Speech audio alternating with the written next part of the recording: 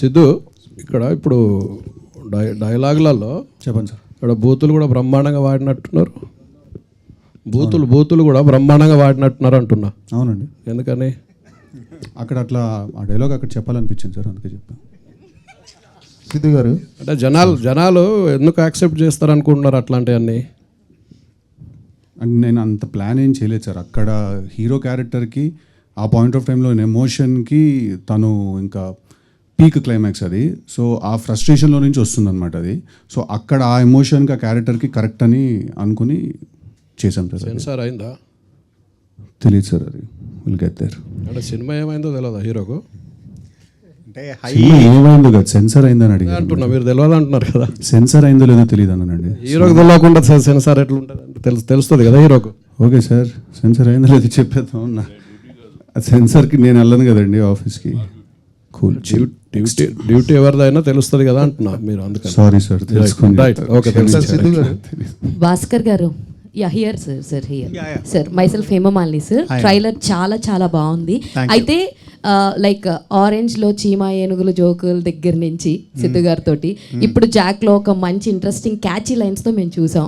చాలా బాగుంది మీ ఇద్దరు కాంబినేషన్. బట్ ఈ సినిమాకి వచ్చేసరికి 3 మ్యూజిక్ డైరెక్టర్స్ వర్క్ చేయాలన్న థాట్ ఎవరిది సార్? థాట్ కాదు, సిచ్యువేషన్ అది. అలా అచ్చుతో ఒక సాంగ్ చేసాం, దాని తర్వాత ఒక పాయింట్ సురేష్ గారితో ఒక సాంగ్ చేసాం, and Sam CS full RR అంతా తను చేస్తున్నారు. మీరు గమనించారంటే నేను ప్రతి సినిమాకి వేరే మ్యూజిక్ డైరెక్టర్స్తో చేస్తూ ఉంటాను.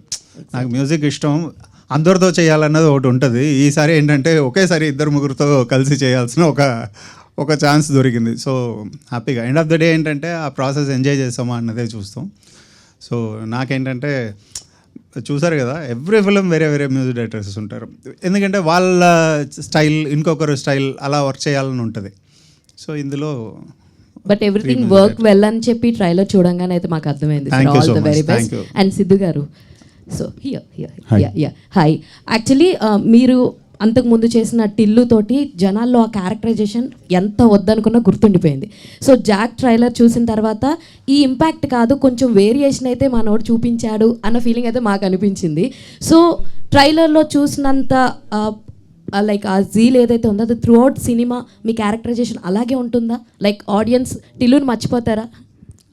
మర్చిపోతారు లేదో నాకు తెలీదు, బట్ డెఫినెట్లీ జాక్ అనే క్యారెక్టర్కి ఏంటంటే ఫస్ట్ సీన్ నుంచి కూడా అంటే ఇది ప్యూర్లీ భాస్కర్ గారి బ్రెయిన్ చైల్డ్ అండి. జాక్ అనే క్యారెక్టరు ఆయన డైలాగ్స్ వైజ్ దాని వైజ్ నాకు ఫ్రీ హ్యాండ్ ఇచ్చినా కూడా దేని గురించి మాట్లాడుతున్నాం, మనం మాట్లాడినప్పుడు కంటెంట్ ఏంటి, ఆ ఫిలాసఫీ ఏంటి, క్యారెక్టర్కి తను ఆలోచించే పద్ధతి ఏంటి అనేది కంప్లీట్లీ భాస్కర్ గారి బ్రెయిన్ చైల్డ్ అది. నేను ఫస్ట్ ఎక్సైట్ అయింది కూడా దానికి, అంటే ప్రతి విషయాన్ని కూడా వేరే పర్స్పెక్టివ్లో చూసే క్యారెక్టర్ అనమాట అది. సో డెఫినెట్లీ మీకు through the film Jack character అనేది కన్సిస్టెంట్గా ఉంటుందండి. టిల్లు అంత ఇంపాక్ట్ అంటే అది థియేటర్కి వచ్చాక తెలుసు. ఆల్ ది వెరీ బెస్ట్ అండి వైష్ణవి గారు. Thank you. So me character ఇందులో ఎలా ఉంటుంది అంటే what you will define about your character? Already dual చేస్తున్నారని చెప్పారు. సో వాట్ ఇంపాక్ట్ అంటే చాలా మందిని చూస్తే ద గర్ల్ నెక్స్ట్ డోర్ అన్నట్టు ఉంటాయి కొన్ని క్యారెక్టర్స్. సో మీది స్పెషల్గా మీ క్యారెక్టర్ ఎలా ఉంటుంది అంటే వాట్ యూ విల్ డిఫైన్? మీకే సార్.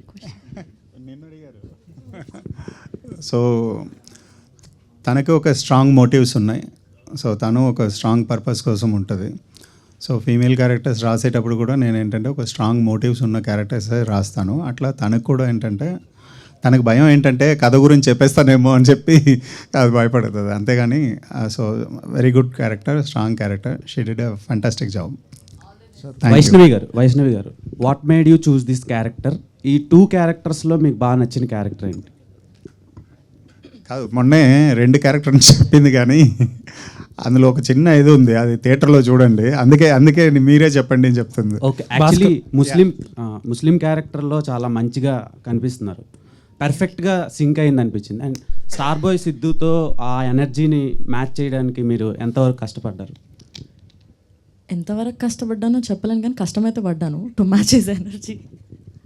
బట్ మీరు ముస్లిం ఏది అడిగారు? మీరు 2-3 క్వశ్చన్స్ ఏవో అడిగేసినారు, కన్ఫ్యూజ్ అయిపోయాను. ముస్లిం క్యారెక్టర్ బాగా సింక్ అయింది, వర్క్షాప్ ఏమైనా చేశారా? అండ్ సిద్ధుతో వర్కింగ్ ఎక్స్పీరియన్స్ అండ్ ఆయన ఎనర్జీని మ్యాచ్ చేయడానికి మీరు ఎలాంటి వర్క్షాప్ చేశారా అని అడిగారు. వర్క్షాప్ జస్ట్ మేము నరేషన్ అప్పుడు క్యారెక్టర్ గురించి ఫీడ్ ఇచ్చారు, అది I think that worked. But ఇక్కడికి వస్తే ఫస్ట్ నేను భయపడ్డాను బట్ సెట్కి వెళ్ళిన తర్వాత నాకు ఆయన పర్ఫామ్ చేయడం చూస్తుంటే, ఆయన ఇంప్రూవైజ్ చేయడం చూస్తుంటే చాలా లోపల నుంచి ఆ ఫైర్ ఆర్ ద ఈజ్ ఒకటి బయటకు వస్తుంటుంది కదా చేయాలి అని. సో నాకు ఆ మోటివేషన్, ఆ పుష్ వచ్చేది ఆయన నుంచి. బట్ ఫస్ట్ భయపడ్డాను అసలు మ్యాచ్ చేయగలుగుతాను. భాస్కర్ గారు, యా సార్, ఇప్పుడు దాకా సిద్ధు గారు చేసిన డైరెక్టర్స్ అందరూ రిలేటివ్లీ యంగ్ డైరెక్టర్స్, మీరే మోస్ట్ ఎక్స్పీరియన్స్డ్ ఆయన లైనప్లో. యా, కాకపోతే ఆయన ఏంటంటే ఇప్పుడు అందరూ చెప్తున్నట్టుగా కొంచెం మల్టీ టాలెంటెడ్ అండ్ పర్సన్ అతను. యా, సో అన్ని క్రాఫ్ట్స్లోనే ఆయనకి ఉంది, ఎక్స్పర్టైజ్ ఉంది. Yeah. సో అలాంటి హీరో కంటిన్యూస్గా ఇన్పుట్స్ చేస్తూ ఉంటే మీ ఎక్స్పీరియన్స్కి దానికి ఒక క్లాష్ వచ్చే అవకాశం ఉంటుందేమో కదా. అది ఏముండదండి. ఇప్పుడు మేము మొన్న కూడా ఎవరికో చెప్పాను, మా డిస్కషన్ రూమ్లో వచ్చి చూసారంటే ఇదేంటి డిస్కషన్ రూమా లేదా వార్ ప్లేస్ అని ఉంటుంది. కొట్టుకొని వస్తాం ఒక సీన్ కోసం. నా డిపార్ట్మెంట్ రైటర్స్ కానీ అసిస్టెంట్ రైటర్స్ కానీ అందరితో అట్లా ఎవ్రీ ఫిల్మ్ అలాగే కదా జరుగుతుంది. అండ్ అన్ని టాలెంట్ ఉన్న డెఫినెట్గా ఏంటంటే ఒక హీరో అడిషనల్ ప్లస్ అవుతాడు. ఇవాళ రేపు సినిమా చూసాక మీకు అర్థమవుతుంది, అది ఒక అడిషనల్ ఇది అవుతుంది. సో ఈ క్రియేటివ్ డిఫరెన్సెస్ అన్నది డెఫినెట్గా వస్తుంది. నేను ఒక సీన్ చెప్తాం, ఇప్పుడు నా డిపార్ట్మెంట్లో అంటాడు ఒక అసిస్టెంట్ రైటర్ అంటాడు, సార్ ఇది బాగాలేదు సార్ అంటాడు, లేదా ఇలా వస్తుంది అంటారు. దాంట్లో లాజిక్లు వెతుకుతాం, లేదా ఇంకోటి చెప్తాం, బెటర్ చేస్తాం అన్నది. ఎంత చేసినా ఆ రూమ్లో నుంచి బయటకు వచ్చేటప్పుడు ఎగ్జైట్ అయ్యామా లేదా అన్నదే చూస్తాం.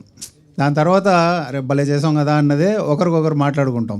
అక్కడ గట్టిగా మాట్లాడుకున్నది అవి ఏం ఉండదు. మనసులో మనకి కావాల్సింది ఏంటి, రిజల్ట్. ఆ రిజల్ట్ అద్భుతంగా వచ్చిందా. అండ్ సిద్ధుతో ఏంటంటే డెఫినెట్గా అన్నీ తెలుసు, మనవాడు అన్నీ చేయగలుగుతాడు. నమ్మి ఒక సీన్ ఇచ్చేయచ్చు, స్టార్ట్ కెమెరా చెప్పేసి కళ్ళు మూసుకోవచ్చు, మనకు కావాల్సింది వచ్చేస్తుంది మానిటర్లో.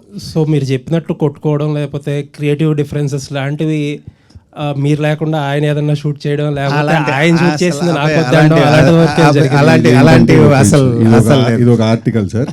నేను మీకు చెప్పకుండా నేను షూటింగ్కి వెళ్ళిపోయానంట. అది నేను ఆయనకి చెప్పకుండా వెళ్ళలేదు. నేను రాను, నాకు ఎడిటింగ్ పని ఉంది, నువ్వు డాన్స్ మాస్టర్ వెళ్ళి తీసుకోండి, దానికి నేను అవసరం లేదు కదా అన్న. ఇంకా జోక్ కూడా చేశాను, ఎండలో నన్ను పంపించేయండి గండిపేటకి, మీరు ఏసీ రూమ్లో చిల్ అవుతారు మీరు అని చెప్పి మేము జోక్ కూడా చేసుకున్నాం దాని గురించి. సో సార్ ఆయనకు తెలియకుండా షూటింగ్ ఎట్టా సార్ చేస్తాం అది. అంటే కానీ సిద్ధు గారు ఒక కాంప్లిమెంట్ ఏంటంటే ఎంత సీరియస్ విషయాన్నైనా సరే మీ స్టైల్లో మంచి కామికల్గా అందరూ ఎంటర్టైన్ చేసేటట్టుగా బాగా చెప్తారు చూసారా, అది మీ biggest strength. Thank you sir, thank you very much.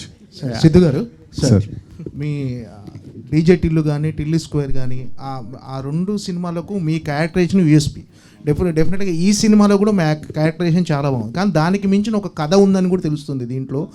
Bhaskar style of మేకింగ్లో ఒక మంచి కథ కూడా చెప్పబోతున్నట్టుగా, అంటే టోటల్గా ఏదో మైండ్ గేమ్ కూడా రన్ అవుతున్నట్టుగా ఈ సినిమాలో మీ క్యారెక్టరైజేషన్లో అనిపిస్తుంది. ఏం సరే ఎలా ఉండబోతుంది ఈ కథ? అంటే డెఫినెట్లీ భాస్కర్ గారు చాలా ఒక స్ట్రాంగ్ స్టోరీ డిజైన్ చేసుకుని వచ్చారు. ఫస్ట్ మీరు ట్రైలర్ చూస్తే కూడా మీకు ఒక చాలా పెద్ద విషయం ఏదో జరుగుతుంటే దాని మధ్యలోకి జాక్ అనేవాడు ఎంటర్ అయ్యాడు. ఆ ఫీలింగ్ క్రియేట్ చేయడానికి ఫస్ట్ ఆయన చాలా గ్రౌండ్ వర్క్ చేసుకుని వచ్చారు. నా క్యారెక్టరైజేషన్ అనేది లాస్ట్లో మేము ఆయన 2 years వర్క్ చేశారు ఆ స్క్రిప్ట్ మీద, ఆయన ఆన్ అండ్ ఆఫ్. సో ఆ క్యారెక్టరైజేషన్ అనేది చివరికి వచ్చింది. డెఫినెట్లీ నేను అన్ని ప్రెస్ మీట్లలో కూడా నేను చెప్పినట్టు ఏంటంటే it's a very big film అండి, చాలా పెద్ద సినిమా. మీకు యాక్షన్ టోన్ కూడా చాలా కొత్తగా ఉంటుంది ఈ సినిమాలో. మీకు రొటీన్ యాక్షన్ టోన్ రాదు ఈ సినిమాలో. Very quick and very fast. అంటే ఇప్పుడు క్లైమాక్స్లో కూడా ఒక డైలాగ్ ఉంటుంది, నేను విలన్ తోటి అంటాను, నాకు కొట్టడం కూడా రాదు, పిచ్చి పిచ్చి కొట్టి పడదు నేనని. సో ఆ జాక్ అనే క్యారెక్టరే కొంచెం ఆ ఒక క్రాక్లో ఉంటాడు బేసికలీ. సో డెఫినెట్లీ మీకు క్యారెక్టరైజేషన్తో పాటు ఈసారి కథ, స్క్రీన్ ప్లే ట్విస్ట్లు, great interval block and lot of hard work has been gone to make the film.